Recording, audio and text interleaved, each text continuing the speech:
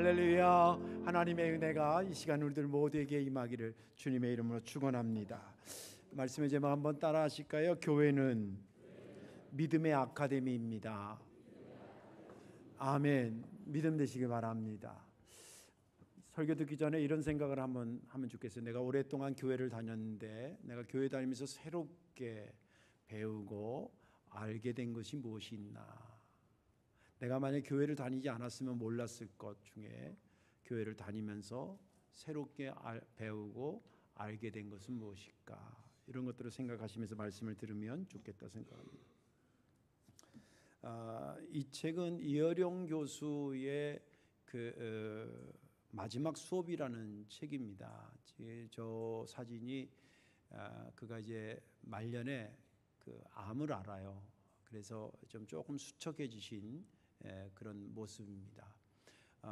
이 책은 그가 이제 암투병을 받으면서 이제 서서히 생명이 끝나가는 걸 알고 그의 제자였던 이분이 이대 교수였잖아요. 그리고 석좌 교수이기도 하고 달변가이기도 하고 저술가도 있고 아무튼 굉장히 다양한 분의 난 사람인데 그의 제자인 그 이대 출신의 김지수라고 하는 소설 작가가 선생님을 뵈면 매주 화요일마다 집에 찾아가서 인생의 어떤 궁금한 거라든지 또 그런 걸 질문하면 그 교수님이 자기 삶을 통해서 얻어진 것들을 이렇게 답변하고 또 질문하고 답변하면서 그런 대화록 같은 것을 묶어서 낸 책입니다. 그래서 그가 이제 생애의 마지막 책을 낸 거라고 이해해도 될 것 같습니다. 그가 이제 한 100여 권의 책을 썼는데 장르도 굉장히 다양합니다. 소설도 있고 문화 평론도 있고 그리고 시도 있고 또 신앙인들이 읽기 좋은 그런 영성적인 책도 있습니다. 그 100여 권의 책을 저는 이제 크게 둘로 나누는데 본인도 그렇게 얘기했지만 예수 믿기 전에 썼던 책들과 예수 믿은 이후에 지은 책들로 이렇게 나눠서 볼 수가 있습니다. 예수 믿기 전에는 최고의 지향점을 지식에다 두고 그것을 근간으로 해서 책을 썼다 그렇게 얘기를 합니다. 대표적인 그 책들 중에 이제 축소지향적인 일본이라는 그런 책 아무튼 여러분들 보시면 좋겠는데 아무튼 그는 일본 문화를 이제 나름대로 평가한 그런 책이기도 합니다. 그리고 그가 예수 믿은 이후에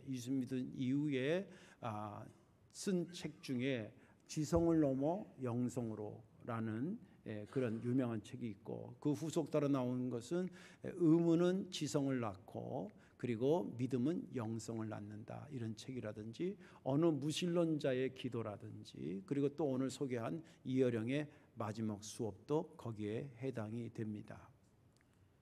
그가 책에서 이런 얘기를 합니다. 이 책에는 아니고 다른 책에서 이렇게 얘기를 합니다. 자기가 나름대로 자타가 한국에 내노라는 지성인에 포함되어 있는데 자기가 가장 무서워하고 두려워한 것은 뭐냐면 누구한테 모른다라고 말하는 게 무섭고 수치스럽게 생각했다는 거예요.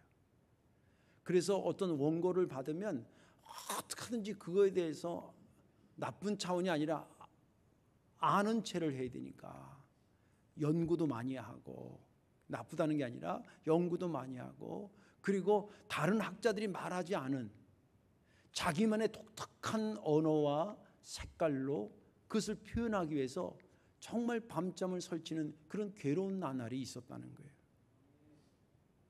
그런데 자기가 예수를 믿고 나서 보니까 하나님 앞에 자기가 아는 것이라는 게 너무 허접하기 그지없더라는 거예요. 너무 보잘것없더라는 거예요. 그리고 그 세계랑 자기를 비교하니까 자기가 모르는 게 너무 많더라는 거예요. 그래서 그때부터는 다른 사람들 자신 있게 난 그거 잘 몰라요. 모른다는 얘기를 굉장히 자유롭게 얘기하면서 정말 해방감을 느낀 거예요.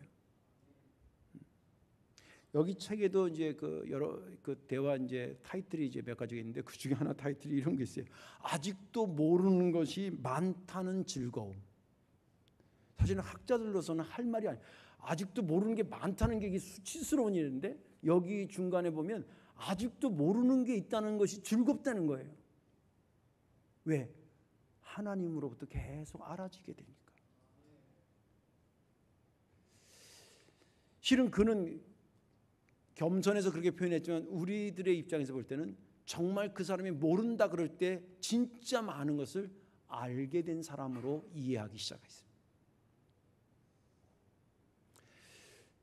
그런 의미에서 교회는 하나님을 믿는 것은 믿음의 아카데미라는 것을 잊지 않기를 주님의 이름으로 축원합니다.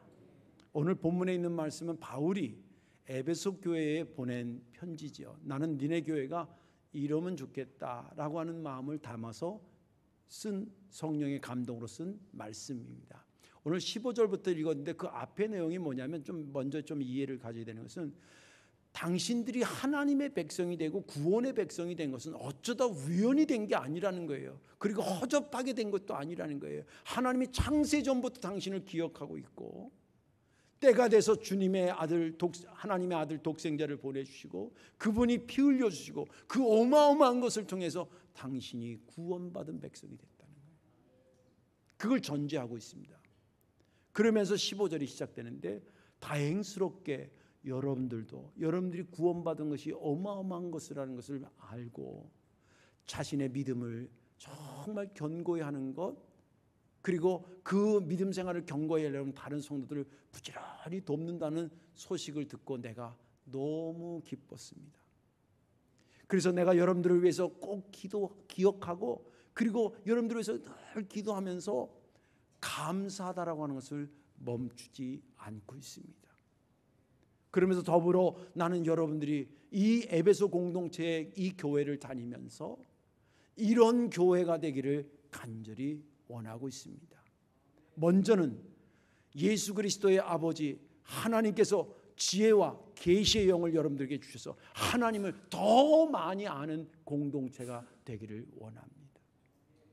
그리고 두 번째는 여러분들이 어떤 존재라고 하는 것을 확실히 아는 경우가 되기를 원하는데, 첫째는 여러분들 부르심의 소망을 가진 자라는 것을 알았으면 좋겠습니다. 그리고 여러분들은 믿음의 선조들이 받은 축복을 지금 그대로 이어받는 그런 존재라고 하는 것을 알고 있으면 좋겠습니다. 그리고 여러분들에게 지금 하나님의 어마어마한 능력이 쏟아지고 있다라고 하는 것을 알았으면 좋겠습니다.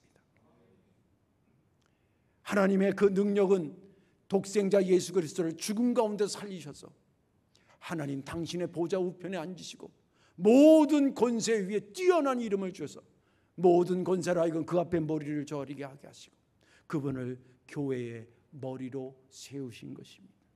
에베소 교회 여러분, 여러분들의 교회의 머리는 예수님이십니다. 그분이 다스리십니다. 그러므로 교회는 그분의 몸이고 여러분들은 그분의 지체입니다. 이 교회는 하나님의 충만하심이 충만케 되는 그런 교회가 될 것입니다. 이것이 본문의 전반적인 말씀입니다. 저는 지난 주간에 이 본문을 보면서 은혜가 된 것이 뭐냐면, 바울이 에베소 교회 여러분들은 이렇게 되기를 원합니다 라고 하면서 하나님에 대해서 더 좀 아는 공동체가 되기를 원합니다. 그리고 하나님의 부르심을 구원받은 백성으로서 당신은 독특한 소망을 갖고 있는 자라는 것을 알기를 원합니다. 믿음의 조상들처럼 당신도 그 유산을, 믿음의 축복의 유산을 물려받은 자가 되기를 원합니다. 또 더불어 여러분들에게 지금 하나님의 능력이 엄청나게 쏟아지고 있다는 것을 알고 있으면 좋겠습니다. 이 말씀을 들으면서 그렇구나, 그 에베소 교회는 그들에게 믿음의 아카데미였구나. 오늘 이 말씀에 은혜 받으시고 내가 다니는 이 성도교회가 여러분들의 믿음의 아카데미라고 하는 확신을 갖기를 주의 이름으로 축원합니다. 자, 그러면 교회를 통해서 무엇을 배우게 되는 것일까요? 크게는 두 가지인데 그 중에 첫 번째는 뭐냐면 하나님에 대해서 더 알게 되는 것입니다. 하나님에 대해서 더 많이 알게 된다. 17절 보겠습니다. 우리 주 예수 그리스도의 하나님 영광의 아버지께서 지혜와 계시의 영을 너에게 주사 하나님을 알게 하시고, 여기 보니까 하나님께서 너희들에게 지혜와 계시의 영을 주셔서 하나님이 어떤 분이라는 것을 좀 알기를 원한다. 어디서? 에베소 교회에서. 근데 여기 영어 성경이나 원어에 보면 하나님을 알기를 어떻게 보냐면 보다 더 많이 이렇게 되어 있습니다. 그죠? 1년 동안 다닐 때보다 2년 동안 다닐 동안 10년 다닐 동안 20년 다닐 동안 하나님에 대한 것이 점점 많아지게 그렇게 되기를 원한다. 그런 뜻으로 말하고 있습니다. 이것은 바울이 에베소 교회에 보내는 편지 속에 다니는 그의 바람이기도 하고 에베소 교인 그 공동체 다니는 에베소 교인들도 나도 교회 나가서 좀 하나님을 좀 더 많이 알았으면 좋겠다. 그런 바람이기도 했었습니다. 종합하면 교회 다니면 하나님에 대해서 영적 지식이 하나라도 더 생긴다는 거예요. 이건 100% 맞는 말입니다. 여러분 생각해 보세요. 학생들이 왜 학교 가는 겁니까? 학문을 배우기 위해서 가는 겁니다. 인간관계를 배우기 위해서 가는 겁니다. 사회성을 배우기 위해서 가는 겁니다. 교회는 왜 다니는 겁니까? 하나님에 대해서 알기 위해서 가는 겁니다. 하나님에 대해서 알게 됩니다. 그리고 왜 교회 가면 하나님에 대해서 알게 되냐면 하나님을 가르쳐 주는 공동체가 없어요.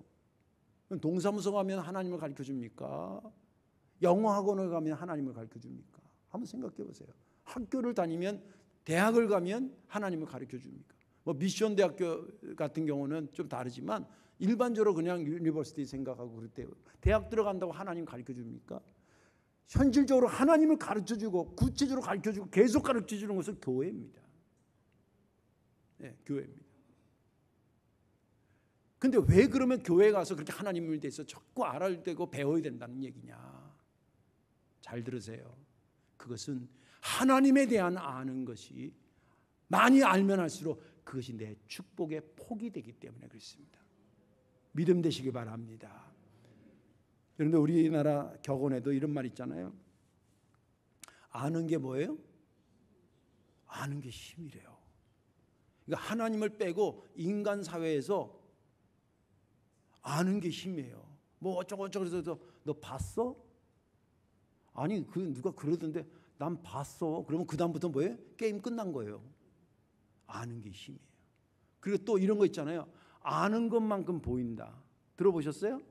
여러분들 해외여행 가고 이러실 때 갈 때 무슨 가방 뭐로 들을까, 뭐 옷은 어떤 거 살까, 뭐 무슨 뭐는 어떻게 챙기고 뭐 이것도 물론 하셔야 되지만 반드시 먼저 챙겨야 될 게 뭐냐면 그 나라가 어떤 역사 속에 이 나라가 됐는지 미리 좀 한두 시간이라도 공부하고 가는 게 훨씬 나아요. 아는 것만큼 보이고 아는 것만큼 힘이래요. 꼭 그래서가 아니라 제가 믿음 생활하고 교회를 신앙생활하다 보니까 하나님을 아는 것만큼 하나님에 대한 지식을 신지식이라고 그래요. 하나님에 대한 지식이 많으면 많을수록 내 믿음의 축복의 폭이 커진다 이 말이에요. 예를 들어 볼게요. 다윗이 산전수전을 다 겪었던 사람입니다. 그런데 다윗을 최종적으로 얘기할 때는 하나님의 사람, 축복의 사람이라고 얘기하지 저주받은 사람이라고 다윗을 평가하는 사람은 아무도 없습니다. 근데 그가 그런 평가를 받는 그 과정 속에 어떤 일들이 있었냐면 여러 일들이 있었는데 그 중에 하나가 시편 27편의 1절의 말씀입니다. 여호와는 나의 빛이요 나의 구원이시니 내가 누구를 두려워하리요. 여호와는 내 생명의 능력이시니 내가 누구를 무서워하리요. 이게 이제 무슨 배경 속에서 기록한 시편이냐면 그의 말년에 그의 아들 압살롬이 아버지를 향해서 쿠데타를 일으켰어요. 아들이 나쁜 놈이죠. 압살롬이. 그래가지고 갑자기 그런 반에 맨발로 그 기드론 골짜기를 해가지고 도망가요. 신하들하고. 그때 지은 시예요. 상황은 그가 힘들고 어려운 상황이었지만 그 상황에서 누구를 아냐면 하나님을 알게 되는 거예요. 이거 하나님에 대한 지식이 생기는 거예요. 여호와는 나의 빛이라 그럴 때 여러분 생각해 보세요. 아들이 다른 사람이 쳐들어오는 거는 그래도 도망가면서 저거 어떻게 죽여버려, 저거 어떻게 할까, 저거 이게 그러면서 막 머리를 구상하면서 피신가요. 근데 아들이 그랬어. 그럼 이거 어떻게 해? 아들을 죽여버려? 그렇다고 살려내버려둬? 어둠으로 그 상황을 표현하자면 다른 사람이 적군이 돼서 나한테 쳐들어왔을 때는 아주 깜깜한 어둠이 아니라 약간 어둠이에요. 색깔로 표현하자면. 근데 아들이 그렇게 치러 왔어. 그거는 깜깜하고 이렇지만 그것처럼 깜깜한 게 없는 거예요. 상황적으로. 그때 하나님께서 도와주시는 손길로 임할 때 그 도와주는 손길을 그 색깔로 표현할 때 뭐로 표현하면 하나님은 나의 빛이다. 깜깜해서 누구도 도와줄 수 없고 자기 스스로도 이걸 어떻게 처리해야 될지 모르는 그런 앞뒤가 좌우로 깜깜한 상황에서 하나님께서 지혜 주시고 하나님께서 처신하시고 하나님께서 처리하시는 그 손길을 느끼는 순간에 그게 뭐로 느껴졌어요? 빛으로 느껴졌다는 거예요. 여호와는 나의 구원이라는 말도 그런 겁니다. 지금 맨발로 도망가고 그 중에는 아들과 함께 작당을 해서 쳐들어온 사람들에게는 자기가 믿었던 사람들 거기 있는 거예요. 자기 신하였던 사람들. 그러니까 세상 믿을 놈도 없는 거예요. 누가 날 구원하냐 그래. 이 사망의 몸에서 누가 나를 구원할까라고 하는 바울의 고백처럼 이 상황에서 누가 구원을 하냐 이 말이에요. 그때 하나님께서 구원의 손길을 펼치면서 하나님은 나의 구원이시다. 그것을 알게 되는 거예요. 또 생명의 능력이라고 하는 것도 마찬가지입니다. 그래도 감사하게 도망가는데 그 다른 지역에서 그래도 옛날 옛정을 생각하고 피난 나온 다윗을 숨겨준 손길들이 있었어요. 네. 거기 이제 그 상황 보면 막 도망갈 때 평상시에 안 그랬던 사람들이 막 갑자기 적으로 돌반에서 막 돌 던지고 막 이런 인간도 생기고 막 그러는데 그래도 도망갔는데 이렇게 왔냐고 아이고 너무 안 됐다 그러면서 맞아주는 사람도 있어요. 그걸 보면서 하나님은 내 생명의 능력이 언어적으로는 생명의 피난처다. 내가 피할 곳을 허락하시는 하나님. 그가 그 어려운 상황에서 하나님에 대한 지식이 생깁니다. 그런데 그 하나님의 지식이 생겼다는 게 왜 중요한 줄 아세요? 하나님의 이런 분이라는 것을 가지고 자기 삶의 문제를 해결하는 능력이 거기서 나오는 거예요. 오늘 시편 27편 아까 읽은 그 1절에 보니까 하나님이 나의 빛이고 구원이니까 그리고 뭐라 그러냐면 내가 누구를 두려워하리요. 하나님이 나의 생명의 능력이라는 믿음이 생기니까 뭐예요? 내가 누구를 무서워하리요. 그 상황, 무섭고 힘든 상황에서 하나님이 어떤 분이라는 것을 붙잡으니까 그것이 나에게 어떤 것으로 작은 두려움을 쫓아내는 그런 엄청난 은총으로 내게 임하기. 그래서 다윗이 거기서 이겨내는 거예요. 하나님에 대해서 아는 것만큼이 그의 축복의 폭이었던 겁니다. 교회에서 가르쳐드리는 선포하는 성경책에는요, 하나님의 우리가 지금 알고 있는 하나님에 대한 지식을 미리 선제적으로 경험하고 선포한 내용들, 그런 인물들이 엄청나게 많아요. 예를 들어 볼게요. 아브라함이 백셀의 아들 낳고 재밌게 사는데 하나님께서 그 아들을 이삭을 바치라 그러잖아요. 얼마나 힘들었겠어요. 근데 하나님 앞에 그 순종하고 아들을 갖다 바치려고 그럴 때 하나님께서 멈추게 하시고 그리고 딴 데에다 재물을 숨겨놓습니다. 그때 아브라함이 알게 된 하나님의 지식이 뭐냐면 여호와 이레 아니옵니다.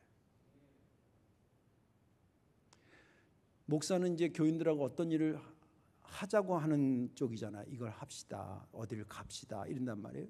근데 이게 하자 그럴 때에 날씨도 맞춰줘야 되고요. 그날 여러 가지 여건도 맞춰줘야 되고요. 변수가 너무 많아요. 그렇다고 그거 무서워서 안 하고 아무것도 안 할 수도 없고.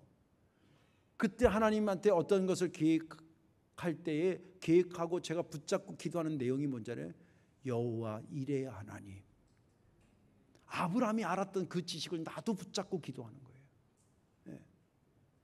또 그의 손주 야곱, 에서와 갈등, 형하고 갈등이 있다가 무서워서 아무래도 이게 가정에 피발임 나니까 어머니가 자기 오라버니 집으로 피신시키잖아요.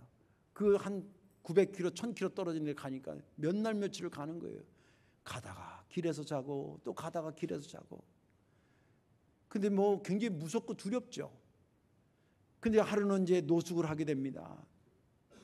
돌베개로 베개를 삼고 자는데 하나님께서 환상을 보여주는데 꿈에 사다리가 하늘로부터 내려오더니 천사가 오르락내리락 그러고 하늘에서 음성이 들리는데 너 지금 피난 가는 거 내가 안다. 가서 너 잘 있으면 내가 너 다시 데리고 와서 네 아버지 집에 있게 할 거야. 그 꿈을 꾸고 깜짝 깹니다. 그리고 야곱이 고백하기를 뭐라 그러냐면 하나님이 여기도 계시거늘 그런 얘기를 해요. 그 전에는 집에서 출발할 때는 어떤 하나님에 대한 지식이 있었냐면 하나님 계신 건 맞아. 근데 그 하나님 계신데 어디 계시냐면 우리 아버지 집에만 계시는 줄 알았어. 자기가 피난 나가고 가는 이 자리에는 하나님은 없을 줄 알았어. 근데 거기도 계시는 거예요. 그때 깨달은 것이 뭐냐면 하나님은 여기도 계신다는 것이고 그걸 신학화한 것이 뭐냐 무소부재의 하나님이에요. 없는 것이 없이 계신 하나님.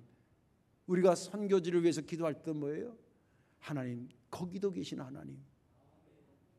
우리 성도께서 지금 하나님 앞에 예배드리고 여기도 계시지만 지금 미국에서도 예배드린다면 거기도 하나님 계실까요? 안 계실까요? 거기도 계신 하나님. 무소부재 하나님 누가 깨달아 준 거예요? 야곱이 경험을 통해서 우리에게 알려준 거예요. 모세는 구름 기둥과 불 기둥이 하나님이 인도하신다라고 하는 것을 통해서 하나님이 인도하신다. 저 구름 기둥과 불 기둥이 있는 한 우리는 어디든지 간다라고 하는 거 이거 깨우쳐 주셨고 그것을 우리가 지식으로 갖고 있어요.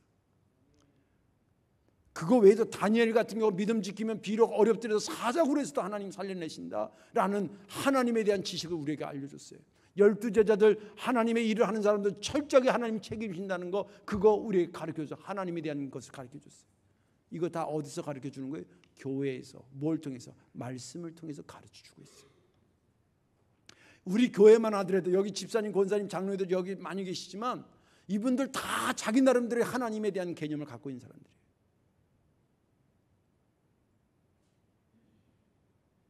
집사님 알잖아. 나 그때 죽는 줄 알았어. 정말 교회에서 기도하고 정말 이렇게 저렇게 역사하고 그래서 서서히 나를 고쳐주셨잖아. 나는 여호와 라파의 하나님을 믿어. 권사님 잘 아시잖아. 나 그때 사업 망해가지고 앞뒤 좌우 그냥 깜깜하고 막혀가지고 나 진짜 사냐 죽냐 이럴 때 있었잖아. 날마다 눈물로 기도하고 하나님 나 어떻게 하냐고 내가 그런 거 있었잖아.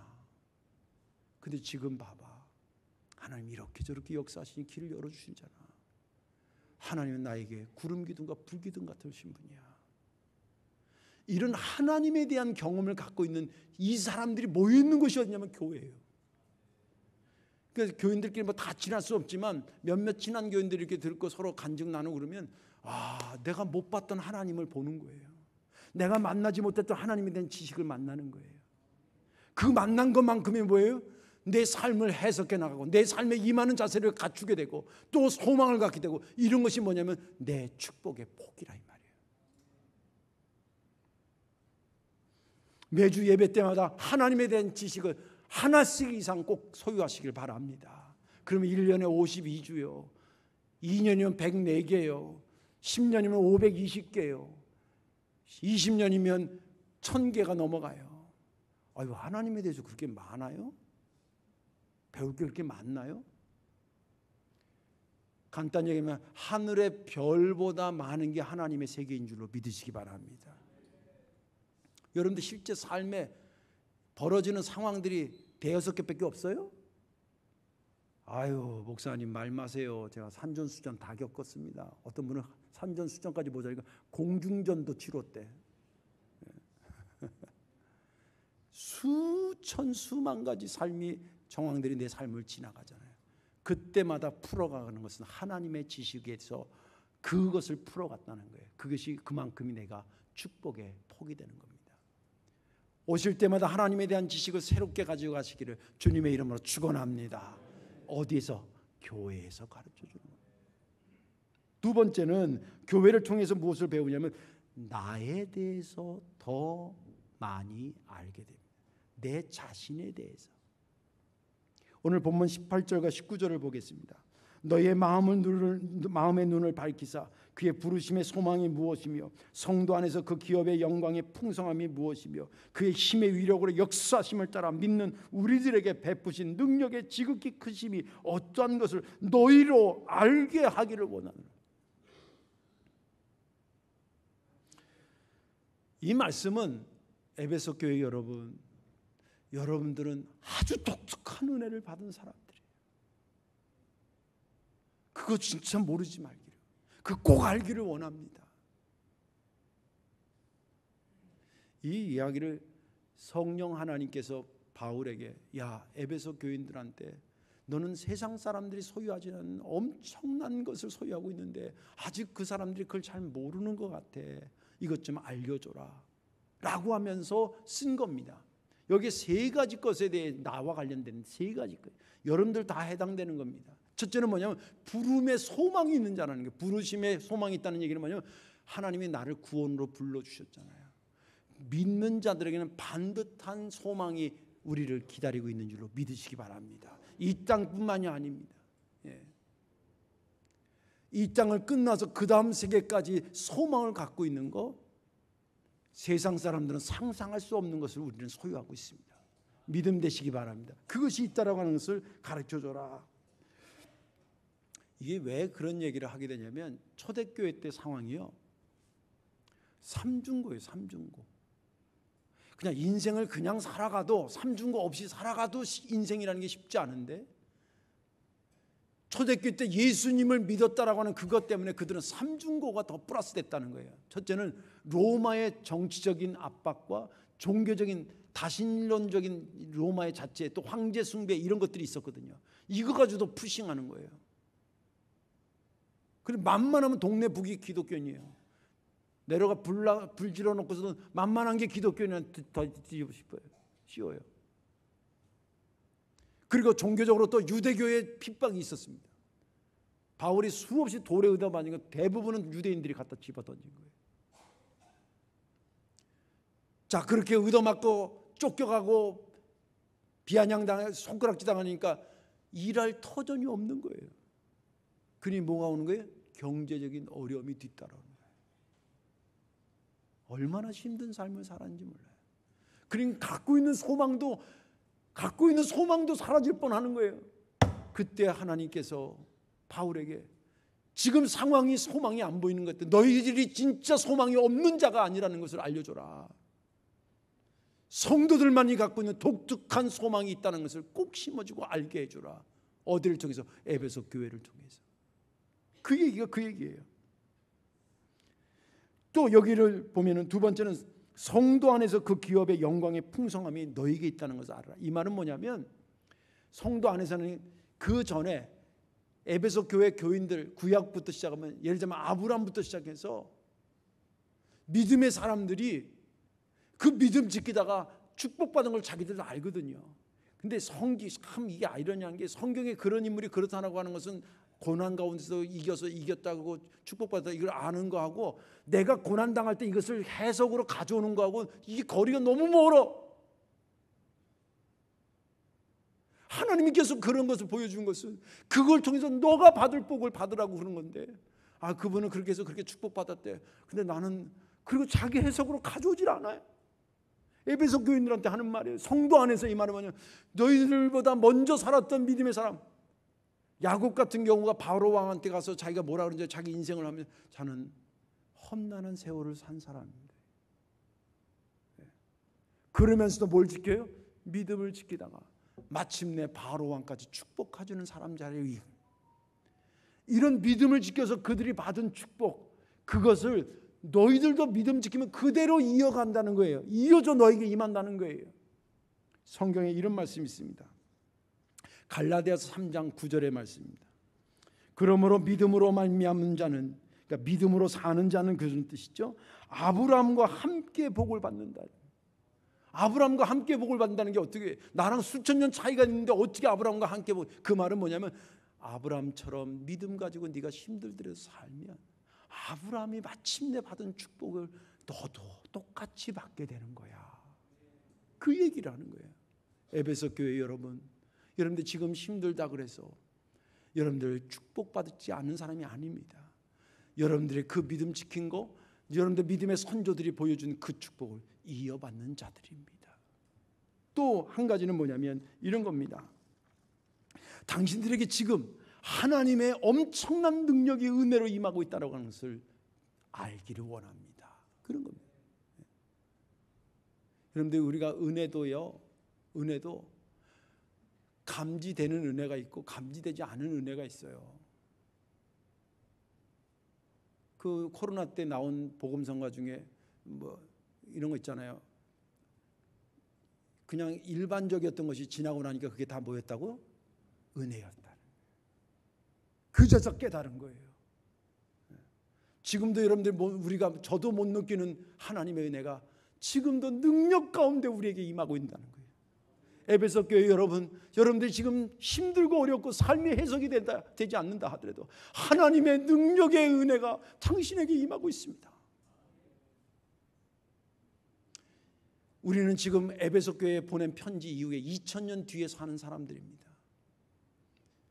역사가 증명해 줍니다. 뭘? 에베소 교회에 축복받았다는 것을. 이것을 그 자리에서 듣고 그들이 믿음으로 그것을 받습니다. 할렐루야. 자기에 대해서 에베소 공동체를 통해서 더 정확히 알게 된 겁니다. 그렇지, 나는 구원받은 자로서 세상이 갖지 못하는 소망이 있는 자지. 나는 믿음의 선조들이 받은 그 축복을 이어받을 자지. 지금 나에게도 하나님의 엄청난 능력이 임하고 있다는 것이 나의 삶이지. 이렇게 해석하면서 그것을 믿음으로 받고 일어섰다는 겁니다. 어디서 배웠다고요? 에베소 교회 공동체를 통해서 배운 것입니다.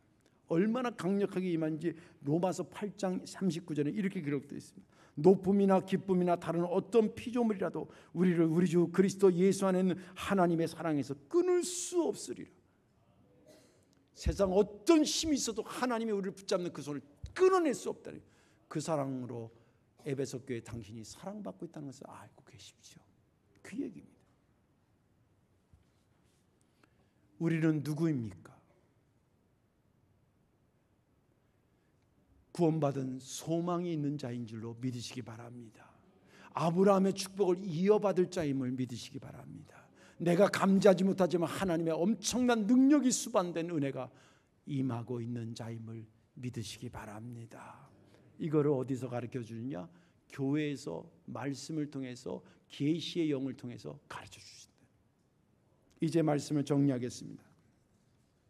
우리는 교회를 통해서 하나님에 대해서 더 알게 되고 내 자신에 대해서 더 알게 된다는 말씀을 들었습니다. 그런데 이것이 정말 어떤 근거로 보증이 되는 겁니까? 목사님 진짜 교회 나오면 하나님에 대해서 더 알게 되고 나에 대해서 더 알게 되는 건 어떤 보증으로 그 말을 하시는 겁니까? 그 보증이 22절의 말씀입니다. 또 만물을 그의 발 아래 복종하시고 그를 만물 위에 교회의 머리로 삼으셨다. 교회는 철저하게 예수님의 핏값으로 세워서 예수님이 머리가 되셔서 그 몸을 다스리듯이 그렇게 다스리는 공동체가 교회입니다. 믿음의 아카데미의 원장이 누구예요? 예수님이 원장입니다. 우리 학원 보낼 때 그 원장이 누구냐에 따라서 그래도 완벽하진 않지만 그래도 거기에 그 원장이면 믿을만해 그러면서 보내잖아요. 하물며 예수님이 믿음 아카데미의 원장이시라니까. 그러면 더 이상 말이 필요 없는 거예요. 거기 잘 다니기만 하면, 거기에 잘 가서 말씀만 잘 듣게 되면 하나님이 누군지를 점점 알아가게 되고, 그리고 내가 누군지를 점점 알아나가요. 그래서 여러 상황들에 대해서 삶에 도전적으로 돌아올 때마다 그 하나님에 대한 지식과 나에 대한 지식을 가지고 그것을 풀어나가는 힘이 있는 자들이 된다는 것입니다. 그 승리의 자리에서 저와 함께 만나기를 주님의 이름으로 축원합니다. 기도하겠습니다. 사랑과 은혜가 많으신 전능하신 아버지 하나님, 내가 교회를 다닌다라고 하는 것은 믿음의 아카데미를 다닌다라고 하는 것으로 오늘 말씀을 정리해 주시니 감사합니다. 이 교회 다니며 하나님에 대해서 더 많이 알아가게 하시고 내 자신이 어떤 존재라고 하는 것에 대해서 더 많이 알게 도와주셔서 아버지 거기서 얻어지는 가르쳐 주신 그것을 가지고 내 삶을 해석해 나가 승리해 나갈 수 있는 용기 있는 그런 믿음의 사람 만들어 주옵소서. 우리 주 예수님의 이름으로 감사하며 기도하옵나이다. 아멘.